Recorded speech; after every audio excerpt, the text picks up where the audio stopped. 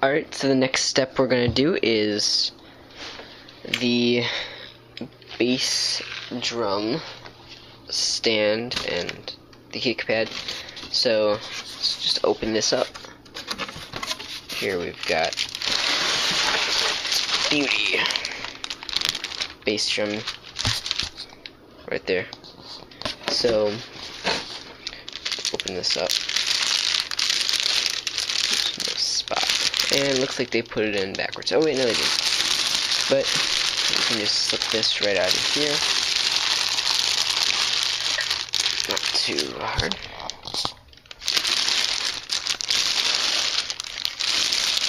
And here it is. So flip that over. Nice pad. It should go right around there. I'm gonna move stuff around soon, so it might go a little farther back, but I'm not really sure yet.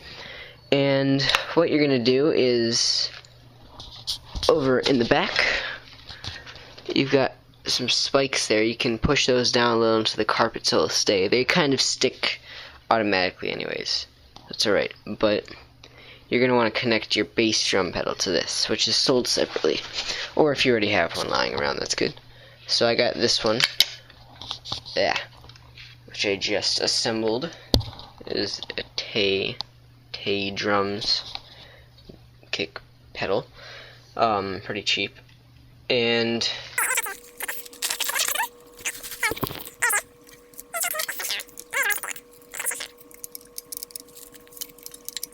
alright, so here's what you're going to do. You're just going to slide this right in between there. So it's on here. So it's right there. So this part right here, this metal part, is in between. It should have a clamp like this, hopefully. And then you're just going to tighten that clamp a little bit so it stays right there. So once you've done that, you've tightened it up, should be ready to go. So it's gonna get a little bit of dust on there depending on what your kick pedal is. I guess this had a little bit of dust on, but yeah, you're just gonna wow, it's getting a lot of dust on there, but that's okay. I can wipe that off anytime. So yeah, now you've got your fully functioning kick pedal. Great. Alright, I'm just gonna organize everything and get this everything in the right place, and then I'll come back. Alright, so now I've got the whole drum just as I want it. Got everything all in order, and I've mounted everything and moved all the poles, gotten everything all adjusted just how I want it to be, at least for now. Maybe I'll change it sometime, but there are always possibilities. So yeah, everything's all on there. Correct height levels. Bass drum here, right here, and I also put the hi-hat pedal there, so controls your hi-hat right there, just like your normal hi-hat. And you can adjust that also. You can, right there, you can twist that and it will be more resistant or less resistant, so make that however you want to. And yeah, so I've got everything all put together. Now what I'm going to do is put the brain, the module of the drum, right on here. First I will unbox it. So here's the box right here. Really nice. High definition drum module with dynamic articulation. And so let's just open this box up.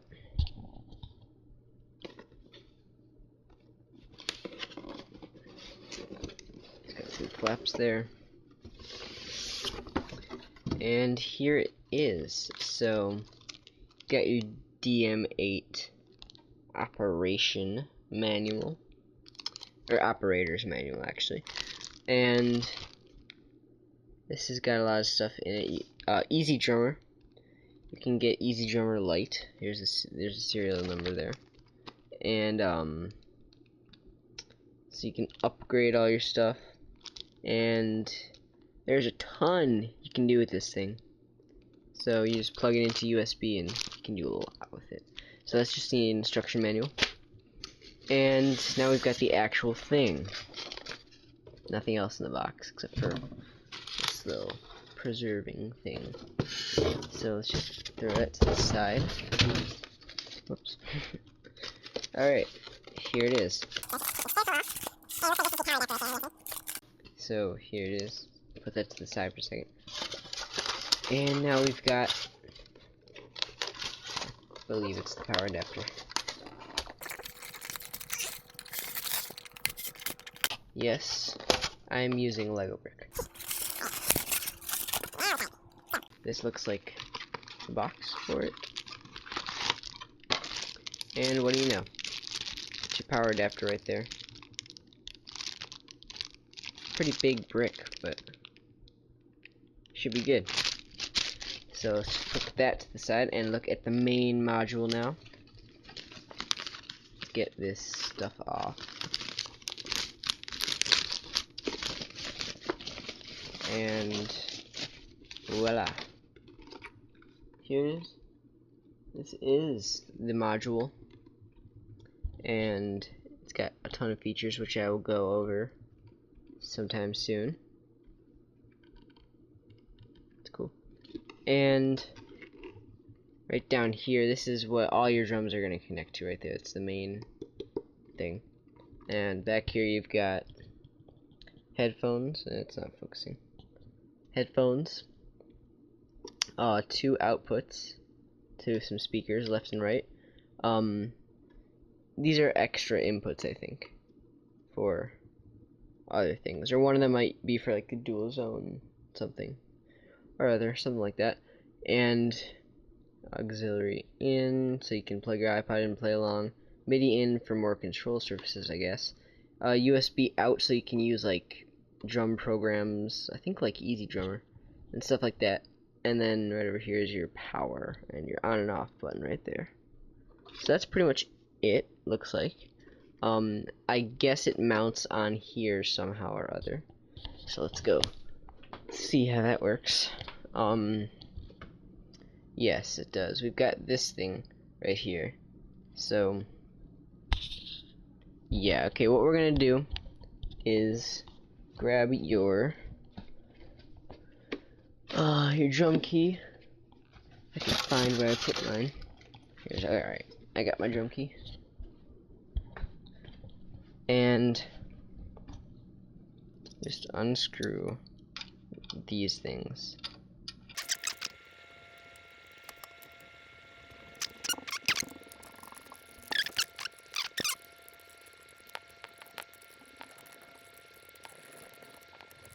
Alright, now I'm going to take my drum module right here, and you're just going to slide this right on there.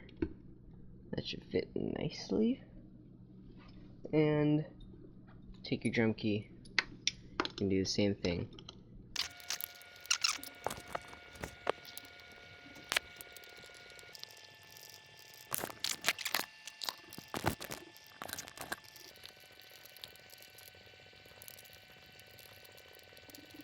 Okay, I'm back, and I got the module successfully mounted, very sturdily.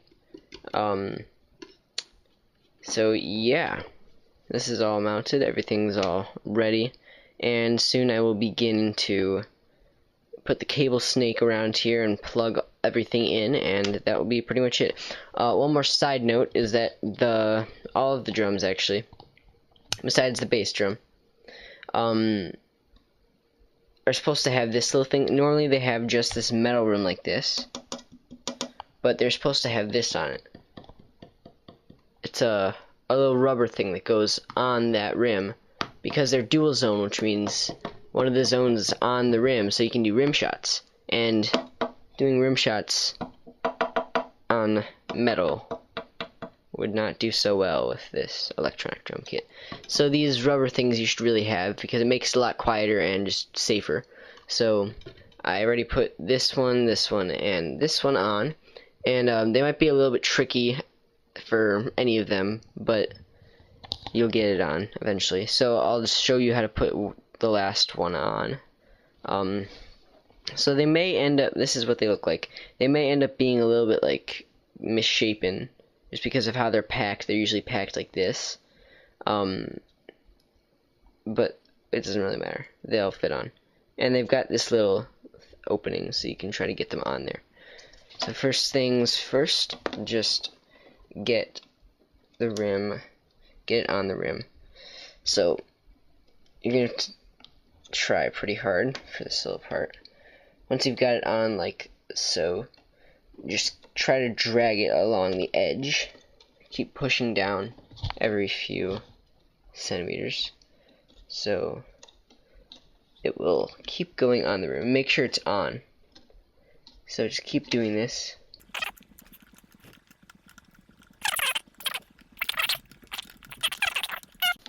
It can be really tricky when you get to this part, because it's being stretched, so it doesn't go all the way around. But what you need to do is just keep doing this.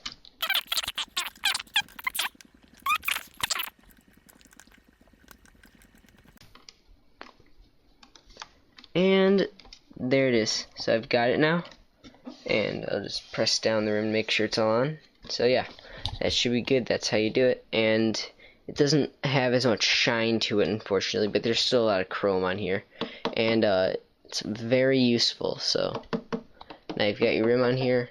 It should straighten out after a while. It's a little bent and weird right now, but it'll straighten out.